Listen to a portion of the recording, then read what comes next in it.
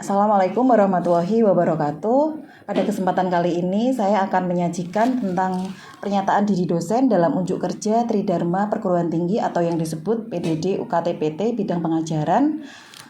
Perkenalkan, untuk nama saya adalah Mei Fitria Kurniati. Saya seorang dosen Prodi Keperawatan di ISTEK Iksada Bojonegoro. Lulus S1 Keperawatan tahun 2012, lulus Profesinis tahun 2013, dan lulus S2 Keperawatan tahun 2017. Mata kuliah yang saya ampu yaitu ada pemenuhan kebutuhan dasar manusia, konsep dasar keperawatan, falsafah dan teori keperawatan, proses keperawatan dan berpikir kritis, manajemen keperawatan, dan keterampilan dasar keperawatan. Selanjutnya, pada kesempatan kali ini yang akan saya paparkan yaitu mengenai mata kuliah proses keperawatan dan berpikir kritis yang disampaikan dengan metode delivery, interaction, dan assessment. Untuk outline pemaparan yaitu terdiri dari identitas mata kuliah, deskripsi mata kuliah, capaian pembelajaran lulusan, capaian pembelajaran mata kuliah, bahan kajian, metode pembelajaran, sistem penilaian, dan juga video pembelajaran. Untuk identitas mata kuliah, yaitu mata kuliah ini proses keperawatan dan berpikir kritis, kode mata kuliah KKD 110, penempatan pada semester 2, beban SKS yaitu 3 SKS teori. Untuk tim teaching saya sendiri dan juga rekan saya Ibu Ferawati Eskepnes MKep. Selanjutnya untuk deskripsi mata kuliah proses keperawatan dan berpikir kritis, yaitu mata kuliah ini membahas tentang konsep berpikir kritis dalam keperawatan dan proses keperawatan dengan penekanan pada proses diagnosis keperawatan.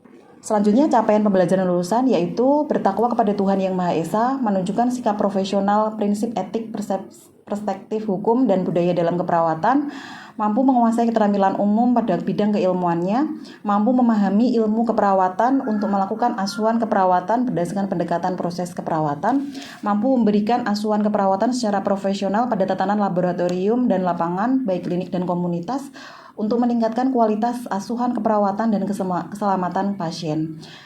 Mampu melaksanakan edukasi dengan keterampilan komunikasi dalam asuhan keperawatan dan informasi ilmiah. Dan yang terakhir, mampu meningkatkan keahlian profesional di bidang keperawatan melalui pembelajaran seumur hidup.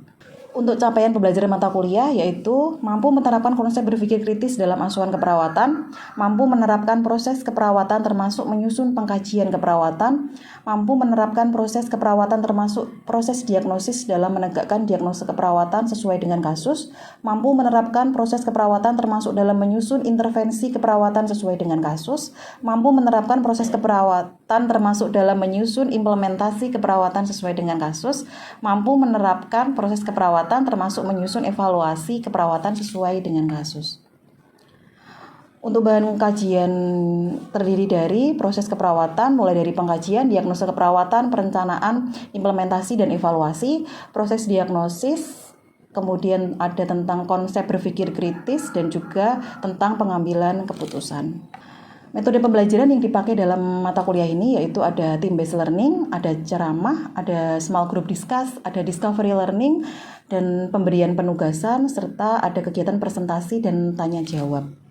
Selanjutnya untuk metode penilaian dan pembobotan yaitu ada tugas individu 20%, tugas kelompok 15%, kuis 5%, karakter 10%, ujian tengah semester 25%, dan ujian akhir semester 25%.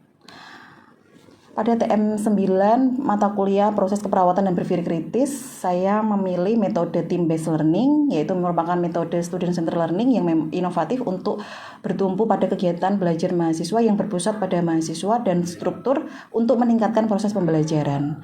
Aplikasi proses belajar aktif ini di dalam kelompok-kelompok kecil dalam lingkungan kelas besar di mana mahasiswa bertanggung jawab untuk individu dan kelompok besar. Kemampuan akhir yang direncanakan yaitu mahasiswa mampu menyusun implementasi keperawatan sesuai dengan kasus. Pemilihan metode pembelajaran ini yaitu agar mahasiswa mempunyai kemampuan belajar dengan menerapkan konsep dan isi materi pembelajaran dalam format pembelajaran tim. Untuk tahapan team-based learning sendiri yaitu yang pertama itu ada tahap persiapan pre-class di mana mahasiswa mempelajari materi yang telah diberikan sebelumnya ataupun mencari referensi lain terkait dengan implementasi keperawatan. Selanjutnya pada tahap readiness assurance proses, yaitu di kelas di mana ada tahap individual readiness assurance test, di mana tahap ini adalah tes diberikan kepada mahasiswa pada awal perkuliahan untuk mengetahui kesiapan individu. Yang kedua ada team readiness assurance test. Tes ini diberikan kepada kelompok untuk menjawab soal berdasarkan kesepakatan tim.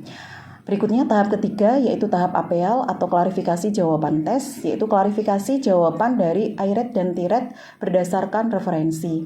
Selanjutnya tahap keempat yaitu feedback dan materi fasilitator. Dosen memberikan feedback dan materi singkat untuk meluruskan persepsi mahasiswa. Selanjutnya tahap kelima yaitu diskusi dan presentasi tim. Mahasiswa dalam kelompok diberikan kasus di mana tiap kelompok nanti akan melakukan diskusi dan kemudian dilanjut presentasi dan tanya jawab. Kemudian ada tahap feedback fasilitator terkait materi dan juga disampaikan kesimpulan. Kemudian terakhir yaitu post test. Asesmen yang dilakukan pada tim based learning sendiri yaitu ada individual test berupa soal MCQ, tim test berupa soal MCQ dan juga presentasi. Nanti ada rubrik penilaian presentasi dan juga peer assessment yaitu rubrik penilaian antar anggota dalam satu tim. Referensi yang saya gunakan ini dan salah satunya adalah jurnal penelitian saya yang pernah publish di Journal of Health Science Sinta 3 pada tahun 2018 yaitu tentang hubungan pelaksanaan tindakan keperawatan berdasarkan kebutuhan dasar manusia Virginia Anderson dengan kepuasan pasien di RS Bayangkara Wahyu Tutuko Bojonegoro. Selanjutnya akan saya tampilkan terkait video pembelajaran saya menggunakan tim based learning.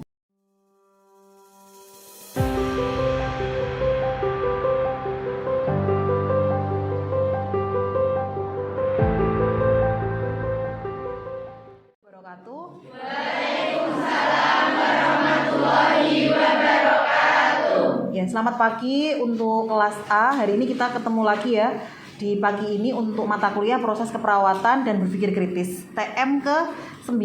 Jadi untuk hari ini kita topiknya adalah tentang implementasi keperawatan ya. Sebelum kita mulai perkuliahan pada pagi hari ini, kita berdoa dulu agar diberikan kelancaran dan juga ilmu yang barokah. Silakan berdoa mulai. Oke, berdoa selesai ya. Jadi yang perlu diketahui topik pada pagi hari ini kita tentang implementasi keperawatan ya. Jadi nanti bagaimana kita bisa menerapkan implementasi keperawatan ketika kalian membuat asuhan keperawatan pada pasien sesuai dengan kasus. Yang akan kita pelajari hari ini memang kasusnya adalah gangguan kebutuhan dasar manusia ya. Jadi tujuan pembelajaran pada pagi hari ini salah satunya adalah nanti mahasiswa mampu ya menyusun implementasi keperawatan pada berbagai kasus di kebutuhan dasar manusia. Sehingga hari ini sudah saya instruksikan untuk membawa buku referensi juga ya, SDKI, SIKI, SLKI dan buku referensi yang lainnya. Selanjutnya untuk metode yang mau kita gunakan ya pada pagi hari ini adalah team based learning. Jadi nanti team based learning ini adalah memang proses belajar aktif di mana nanti akan membentuk kelompok-kelompok kecil ya untuk berdiskusi dan masing-masing mahasiswa bertanggung jawab terkait individu, kelompok dan juga melakukan diskusi ya. Tujuannya adalah memang untuk meningkatkan proses pembelajaran. Nah, salah satunya nanti agar kalian mempunyai pengalaman untuk menerapkan secara langsung dari kegiatan yang sebenarnya biasanya ceramah. Hari ini kita terapkan bagaimana langsung menerapkan konsep dan materi pembelajaran ya. Yang akan kita lakukan akan saya jelaskan hari ini kita akan ada proses penilaian seperti ini ya. Nanti saya jelaskan untuk apa saja yang akan dilakukan. Yang pertama nanti ada individual test ya. Jadi akan mengerjakan soal pretest yang dikerjakan secara individu ya. Terus yang kedua ada tim test. Jadi yang tim test ini adalah dibagi grup sesuai tim yang sudah saya bagi kemarin ya. Jadi mengerjakan soalnya langsung dengan grupnya, didiskusikan ya. Nanti harus membuat kesepakatan jawaban mana yang dipilih ya. Setelah tim tes nanti kita ada juga penilaian post test di akhir mau selesai sesi ya. Terus nanti sebelumnya ada diskusi dan presentasi dari kasus yang kita bagi. Nanti kalian menyusun implementasi keperawatannya secara kelompok ya. Selanjutnya ada penilaian peer assessment juga. Jadi nanti antar anggota dalam satu kelompok, nanti kalian menilai teman lainnya ya. Nanti ada form yang saya bagi sehingga mahasiswa A nanti bisa menilai mahasiswa B. Mahasiswa B menilai juga mahasiswa A, mahasiswa C, D dan E. Seperti itu ya. Nanti ada formnya. Keaktifan dalam diskusi juga kita nilai. Nanti ada form penilaiannya. Nah, apa yang akan kita lakukan pada pagi hari ini adalah yang pertama nanti membentuk kelompok ya.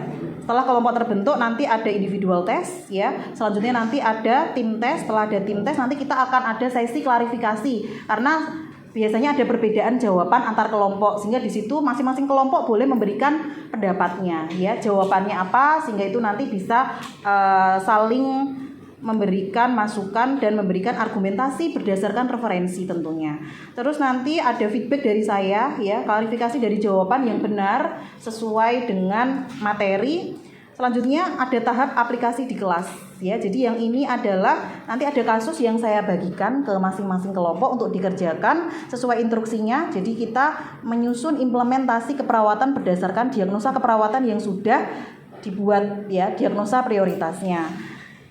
Selanjutnya ada sesi nanti diskusi. Jadi diskusinya sesuai kelompoknya ya, kelompok 1, 2, 3 dan 4. Nanti ada waktu untuk mengerjakan implementasinya. Setelah selesai nanti dipresentasikan. Jadi kalian membuat media ya tentunya sehingga sudah saya instruksikan untuk membawa laptop ya dan nanti membuat PowerPoint.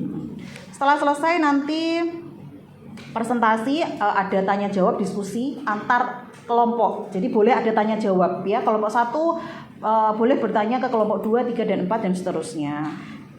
Selanjutnya nanti ada feedback dari saya dan setelah itu ada post test ya. Ini soal individual readiness assurance test ya. Jadi harus dikerjakan secara individu. Silahkan nanti ada waktu sekitar 10 menit ya. Ini kita bagi. Udah ditutup dulu ya. Jadi ke belakang saya. Dikerjakan nanti kalau sudah waktunya ya.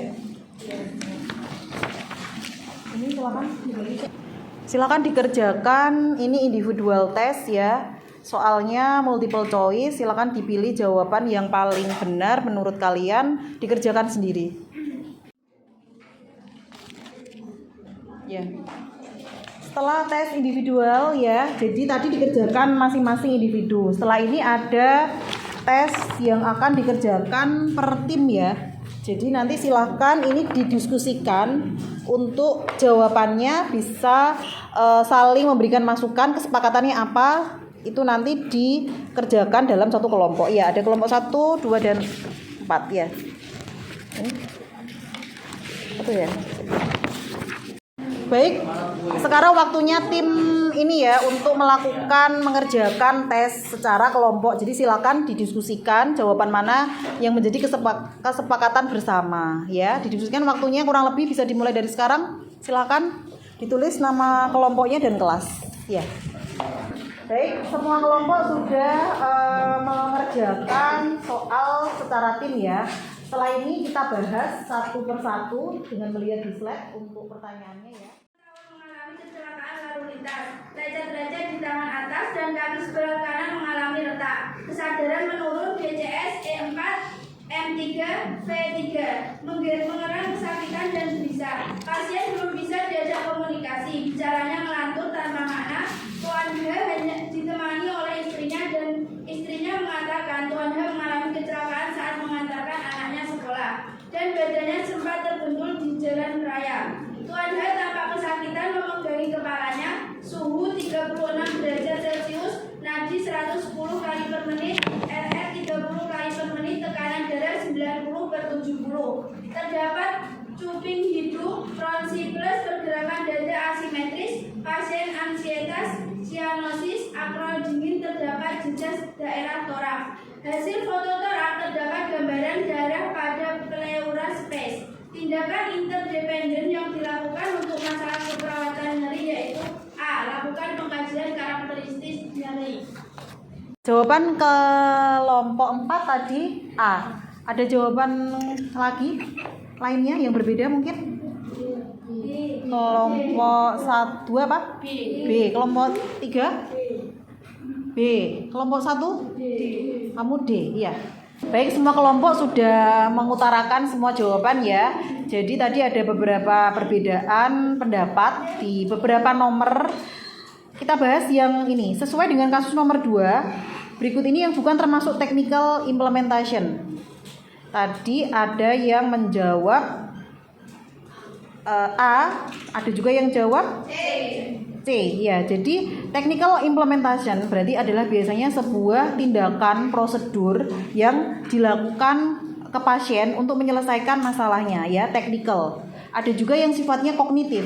Nah, sekarang kita pilih yang bukan technical ya. Memberikan obat anti-emesis termasuk technical ya. Terus melakukan fisioterapi dada juga technical. Terus kalau yang injeksi obat bronkodilator itu juga technical. Memasang kanul nasal itu juga technical. Jadi jawaban yang benar adalah memberitahu tentang penyebab sesak dan pertolongan pertama saat sesak, karena ini termasuk cognitive implementation ya. Kita bahas selanjutnya sesuai kasus nomor 2, implementasi yang bersifat independen ya. Diingat independen. Tadi juga ada yang menjawab apa? Jawabannya apa? Ada yang D ya. Ada yang lainnya? Semuanya D ya. Karena yang ditanyakan adalah independen, berarti tindakan mandiri perawat tanpa melakukan kolaborasi atau rujukan ya ke tenaga kesehatan atau medis lainnya. Kalau memberi terapi cairan tentunya kita perlu kolaborasi ya. Memberikan antitusif ataupun ekspektoran juga memerlukan kolaborasi ya. Memberikan injeksi antemesis apalagi ini juga butuh kolaborasi dengan tim medis. Terus memberikan obat bronkodilator juga harus kolaborasi. Jadi jawaban yang benar, tindakan independen atau mandiri perawat adalah memposisikan pasien semivolar sesuai kasus di atas bahwa pasiennya sesak nafas ya. Sepakat jawabannya semua sama ya. Kalau nomor 3, nomor 4 ini tadi tindakan interdependen yang dilakukan untuk masalah keperawatan nyeri. Diingat ya, interdependen. Ada yang jawab apa tadi? Ada yang jawab D, observasi jumlah dan warna urin ya. Padahal yang ditanyakan adalah masalah nyeri. Apa jawabannya? Kamu B, kelompok 2 ya. Berikan terapi analgesik. Ingat, jadi pertanyaan adalah tindakan interdependen. Ada jawaban lain? Jadi yang benar mana? Iya, jawabannya yang benar adalah B, karena interdependen. Jadi kamu butuh kolaborasi ya. Jadi memberikan terapi analgesik nanti dosisnya berapa, jenis obatnya apa, ya apakah IV, apakah nanti injeksi ataukah oral, itu nanti harus kolaborasi dengan tim medis lain. Terakhir, berikut merupakan cognitive implementation. Tadi ada yang jawab apa? D, ada yang jawab D ya, mengajarkan pasien keluarga untuk mempertahankan diet rendah gula. Ada yang lain? B. Siapa kelompok yang B? Ada yang B? Kelompok 4 B. Memberikan injeksi insulin, ya. Kalau injeksi insulin artinya dia harusnya technical implementation. Tapi yang ditanyakan kan kognitif ya. Jadi kognitif itu memberikan pendidikan kesehatan, pengetahuan ke pasien yang awalnya dia nggak tahu, kita kasih tahu ya, pemberian pengetahuan. Jadi memberikan edukasi ke pasien salah satunya. Jadi yang benar adalah D ya, mengajarkan kepada pasien dan keluarga agar mempertahankan diet rendah gula karena pasiennya memang ini ya, diketahui dia punya luka di jempol, terus dia juga gula darahnya tinggi ya. Itu jadi masukannya kepada tim bahwa kalian perlu belajar lagi ya tentang implementasi jenisnya apa saja, termasuk tadi kita kan ada technical implementation, terus ada kognitif, ada technical ya, itu yang perlu diperhatikan. Jadi memang implementasi ini kan tujuannya kemarin serangkaian kegiatan yang diberikan kepada pasien untuk menyelesaikan masalah pasien ya. Jadi untuk memberikan solusi terkait masalah status kesehatan yang dialami pasien ya.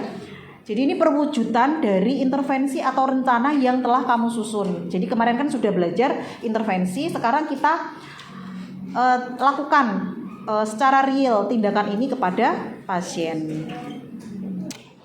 Jadi kalau tabelnya nanti ketika ada tugas kelompok ya seperti ini.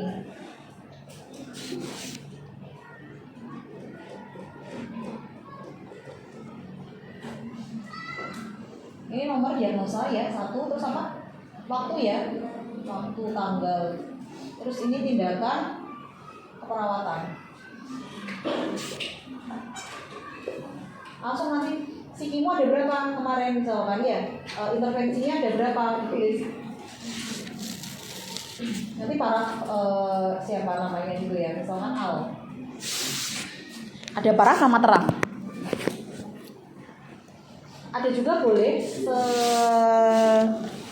ada juga model lain ya.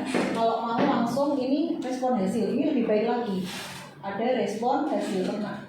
Jadi kalau respon hasil gini misalnya ya, melakukan pengukuran TTV. Nah langsung nanti ada S sama O. Respon itu kan jadi ketika pasien sudah kamu berikan tindakan, ya kan, mengukur misalkan hasilnya ditulis di sini. Tekanan darah, nadi, suhu, sama RR. Misalkan ini pasien kooperatif dilakukan tindakan pengukuran tanda-tanda vital. Nah, itu secara subjektifnya ya. Jadi respon itu kan apa yang didapatkan setelah melakukan tindakan keperawatan, gitu ya. Jadi misalkan ini kolaborasi pemberian obat ya, antibiotik misalkan. Jadi sudah jelas antibiotiknya apa? Misalkan Cevo ya. Terus 1000 mg per IV bolus. Tapi kalau di kalimat intervensimu kan dulu belum jelas ya obatnya apa, hanya dia bilang antibiotik gitu. Cuma kalau diimplementasi harus sudah jelas gitu ya di sini. SO sudah masuk per IV berapa misalkan 1000 mg. Ya, subjektifnya pasien telah dimasukkan obat per IV. Silakan masing-masing kelompok dibuka referensinya ya, boleh browsing terus pakai buku referensi. Kemarin SDKI, Siki, SLKI dikerjakan waktunya 20 menit. Jadi pilih diagnosa prioritas itu yang dibuat implementasi. Kemarin kan kalian sudah membuat diagnosis keperawatan ya. Diagnosa prioritasnya apa? Itu yang dibentuk implementasi. Kemarin sudah bikin intervensi. Sekarang lanjutannya adalah implementasi. Kemarin kalau intervensinya itu ada 4 poin, implementasinya berarti 4 tadi. Ini tabel tadi ya. Jadi materinya kan sudah dipelajari juga kemarin. Pakai referensi. Berarti ini sesuai di intervensi, cuma kata-katanya diaktifkan. Kata-katanya di kalimatnya ya paraf.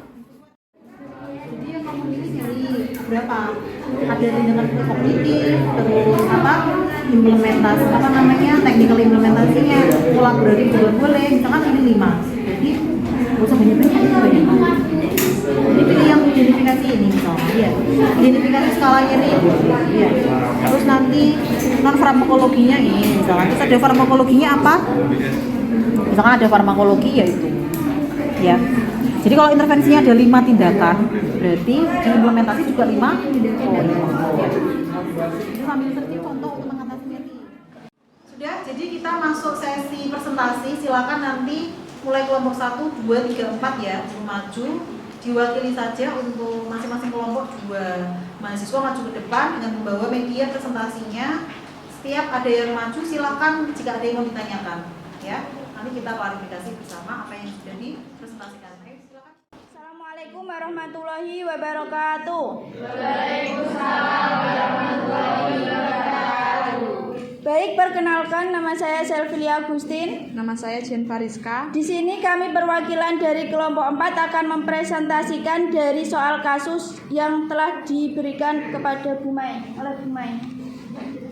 Baik, di sini yaitu contoh kasusnya. Tuan W berusia 70 tahun mengatakan sering tidak bisa mengontrol berkemih. Sering sekali pasien terlihat mengompol dan tidak bisa menahan pengeluaran urin secara tiba-tiba. Pasien tinggal di Panti Werda sehingga dalam kesehariannya pasien jarang mandi. Pasien mandi hanya saat ketika diingatkan oleh perawat jaga. Terkadang 4 hari sekali pasien mandi. Pasien mengatakan sudah agak malas mandi karena beliau sendiri kesulitan berjalan ke kamar mandi. Berjalan menggunakan bantuan tongkat karena salah satu kaki kanan sudah tidak berfungsi dengan baik. Warahmatullahi wabarakatuh. Kami perwakilan dari kelompok 2 akan mempresentasikan hasil dari diskusi kelompok kami. Untuk kasus kami yaitu kasus nomor 2. Tuan P berumur 30 tahun. 4 hari lalu MRS di ruang paru Rumah Sakit Delta. Pasien sejak 4 hari lalu mengeluh batuk berdahak, sesak nafas, sputum tidak bisa keluar. Tekanan darah 130/90, suhunya 37 derajat Celcius. Jadi tadi kalau kelompok 2 sudah presentasi, jadi memang tindakan observasi ya. Biasanya dia memang di awal.